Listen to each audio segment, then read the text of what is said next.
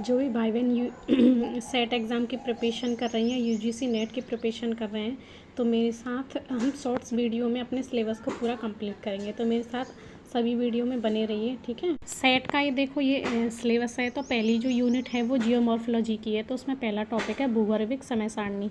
तो ये सारे जो टॉपिक हैं वो जियोमॉर्फोलॉजी के हैं। तो इन टॉपिक्स में सबसे पहला टॉपिक है भूगर्भिक समय सारणी। इस टॉपिक को वीडियो में आपको थ्योरी के साथ पीवाईक्यू भी करवाऊंगी। तो 5 मिनट में हम इस टॉपिक को कंप्लीट करते हैं। ओके, देखो, तो ये भूगर्भिक समय सारणी जियोलॉजिकल टाइम्स के लिए यूनिट है, टॉपिक है।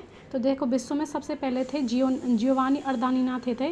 उन्होंने इटली के थे। इन्होंने 1760 में ये भूगर्भिक समय सारणी को प्रस्तुत किया था। और उसके बाद क्या है, बिग बैंग की महाविस्फोट की जो घटना है वो 13.7 अरब वर्ष पूर्व घटित हुई थी, ठीक है। उसके बाद जो तारों का जो निर्माण हुआ है, यानी तारा, सूर्य भी एक तारा है, वो 5 से 6 अरब वर्ष पूर्व हुआ था।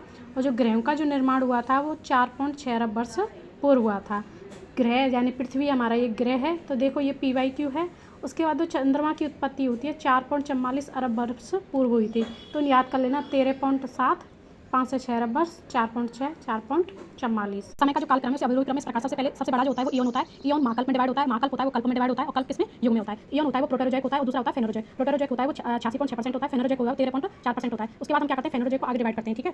तो क्या होता है, 4 कल्प होते हैं, महाकल्प होते हैं। एक तो होता है आदि महाकल्प, आर्कियोजोइक एरा बोलते हैं, और दूसरा होता है पुराजीवी पैलियोजोइक यानी पैलियोजोइक महाकल्प। और देखो, उसके बाद होता है मध्यजीवी महाकल्प, मेसोजोइक एरा बोलते हैं, होता है नवजीवी महाकल्प यानी सीनोजोइक एरा होता है। तो सबसे पहले अभी हम पढ़ेंगे आदिजीवी महाकल्प यानी आर्कियोजोइक। ये 57 करोड़ वर्ष पूर्व का है, 57 करोड़ वर्ष पूर्व का। इसमें क्या होता है, प्रीकैम्बियन पूर्व की घटना है। इसमें क्या होता है, 4 हलचल होती है। तो पहली हलचल होती है वो चनियन या प्रीकैम्बियन हलचल होती है। तो प्रथम भूहल चला, और ये कब हुई थी, 60 करोड़ वर्ष पूर्व। और इसमें क्या होता है, अरावली की उत्पत्ति हुई थी। क्या होता है, पुराजीवी यानी पैलियोजोइक माइन 57 करोड़ वर्ष से 24.5 करोड़ वर्ष पूर्व का है ना। इसमें क्या होता है, इसको 6 में डिवाइड करते हैं, कल्प में 6 कल्प में। इसको ऐसे याद कर सकते हैं आप ट्रिक से, cost CP, cost CASD CP, cost C से मतलब है कैम्ब्रियन कल्प, और ए का मतलब है ऑर्डोविशियन, और एस का मतलब है सिल्यूरियन, और डी का मतलब है डेवोनियन, और सी का मतलब है कार्बोनिफेरस, और पी का मतलब है परमिनियन, ठीक है। इस ट्रिक से आप याद कर लेना, इनका सीक्वेंस आपको याद होना चाहिए। तो ये कैम्ब्रियन कल्प है, यूके में कैम्ब्रिया क्षेत्र है, तो उसके नाम के आधार पर कैम्ब्रियन कल्प नाम पड़ा। इसमें क्या होता है, टिलोबाइट्स का विकास हुआ था, जलीय जीवों का विकास हुआ था। ब्रिटेन में कैम्ब्रिया क्षेत्र के आधार पर इसका कैम्ब्रियन नाम रखा गया। तो आपको इसमें आपको ये रखना है कि टिलोबाइट का विकास हुआ था, जलीय जीवों का सबसे पहले कैम्ब्रियन कल्प में विकास हुआ था। दूसरा है ऑर्डोविशियन। ऑर्डोविशियन है यूके में ऑर्डोविसिस उत्तर वेल्स में जाति के आधार पर इसका नाम रखा था ऑर्डोविशियन। इसमें क्या होता है, सागरीय जीवों का काल कहते हैं, क्योंकि इसमें प्रथम मछली का विकास हुआ था। देखो, ये पीवाईक्यू है, तो प्रथम ये क्वेश्चन आता है कि प्रथम मछली का विकास कब हुआ था, आप बताएंगे ऑर्डोविशियन कल्प में। तो आगे का ये टॉपिक है सिल्यूरियन कल्प, ठीक है। सिल्यूरियन क्या, ब्रिटेन में सिल्यूर जाति के आधार पर इसका नाम, सिल्यूर जाति दक्षिणी वेल्स में पाई जाती है, इसके आधार पर इसका नाम सिल्यूरियन कल्प रखा गया था। और इसमें स्थलीय भाग पर पौधों का विकास, तो ये क्वेश्चन आता है, पीवाईक्यू है ये, कि पौधों का विकास कब हुआ था, सिल्यूरियन कल्प में हुआ था, और प्रारंभिक शैवाल की उत्पत्ति हुई थी।